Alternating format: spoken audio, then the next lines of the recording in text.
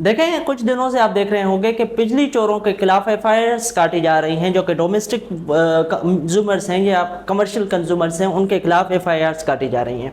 आज की इस वीडियो में हम बात करेंगे कि इन एफआईआर्स की क्या लीगलिटी है और लीगल रिक्वायरमेंट्स क्या हैं, क्या वो लीगल रिक्वायरमेंट्स इस केस में फॉलो की गई हैं या नहीं की गई, उनके लीगल कॉन्सिक्वेंसेस क्या हैं।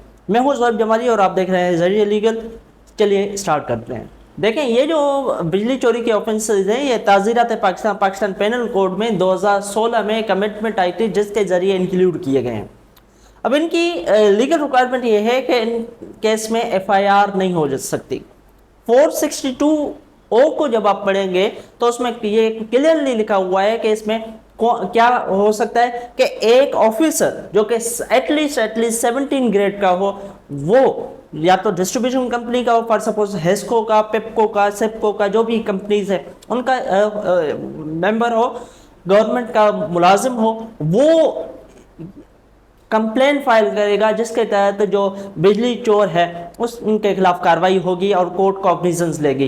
कोर्ट भी कौन सी, जो कोर्ट ऑफ सेशन होगी, जिसके पास ये पावर्स होंगे। देखें, कानून में कोई मैनर दिया जाता है कि कोई एक्ट इस मैनर में किया जाए, अगर उस मैनर में नहीं किया जाता तो फिर वो एक्ट की कोई लीगल हैसियत नहीं होती। ऐसे ही इन जो एफआईआर्स हैं, इनकी कोई लीगल वैल्यू नहीं है। लेकिन अगर वापडा चाहे, वापडा मीन्स के पेप्को वगैरह या हेस्को जो भी है, वो चाहते हैं बिजली चोरों के खिलाफ कार्रवाई करें, तो फिर उनको क्या करना पड़ेगा कि एटलीस्ट जो 17 ग्रेड का ऑफिसर होगा वो कंप्लेंट फाइल करेगा और फिर ही कार्रवाई हो सकेगी और फिर कोर्ट कॉग्निजेंस भी ले सकती है। अदरवाइज एफआईआर्स की कोई लीगल वैल्यू नहीं है। Thank you.